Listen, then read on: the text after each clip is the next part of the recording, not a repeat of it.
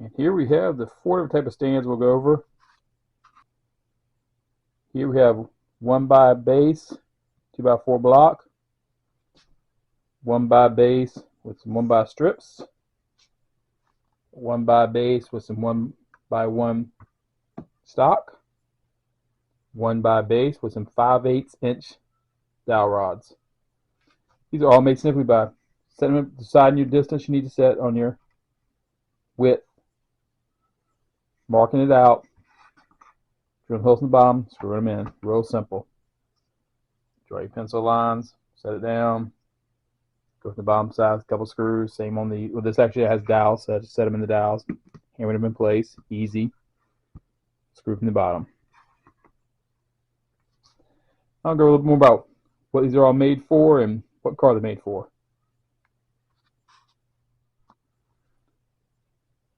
This is the stand for the Duratrax. So you can move it around quite easily. Work on all 4 tires, take the body off. Any maintenance you need to do, or playing with it, or just having it so it's not sitting on the tires, creating flat spots. The frame on the body on this one, I should say the frame, it's not flat. It has a curve to the bottom of the frame.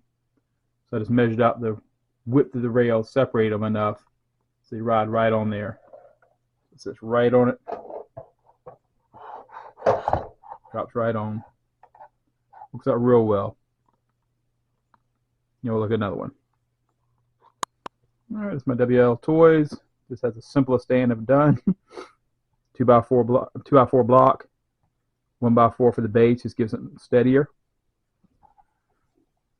WL Toys has a very flat bottom to it, so it just sits right on there. You can spin it around to work on it. You don't have to actually move the stand, you can spin around. 4 screws to the bottom. Just screw the 2 by 4 in place. If you worry about sliding off, you can actually cover the top of this with a shelf mat. So apply a little stickiness to it so it won't slide around. On to the next. Okay, this is my Stinger. Stinger has a fairly flat bottom. It's got a little curvature to it. So that's kind of went from the out, right where the brake was to the other side of the brake, spaced them out. Made this a little bit higher. Just to, don't know why. No real reason. But I was like, it gives me a little more room to work on the tires. Front end. Spin around.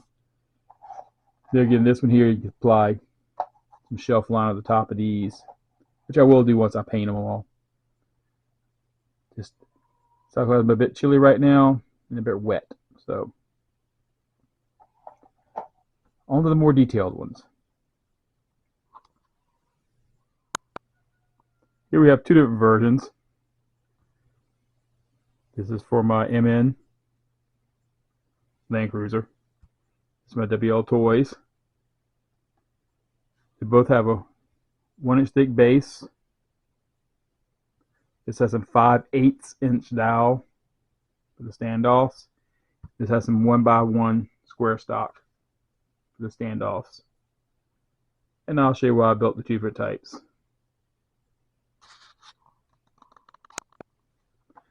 The difference with these little crawlers, they actually have a frame like a real car would have. Too many moving parts to put anything here in the middle to rest it on. So this actually rests on the axles.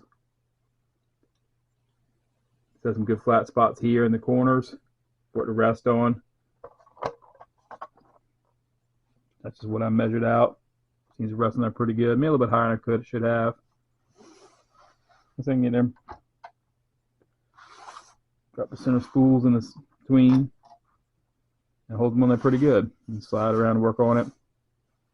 Comes out well.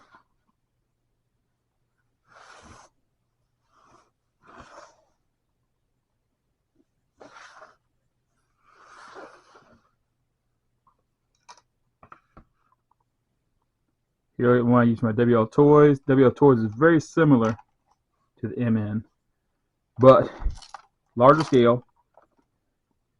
Plus, the axles don't have as much flat spot area, especially in the front.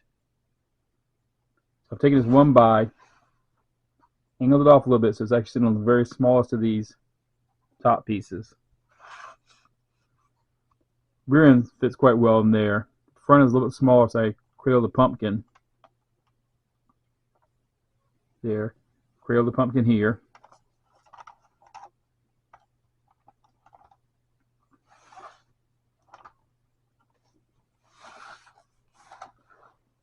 Rear end sits quite well in there.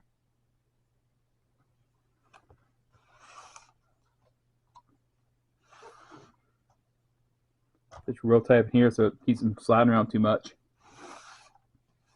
It's great for spinning around to work on.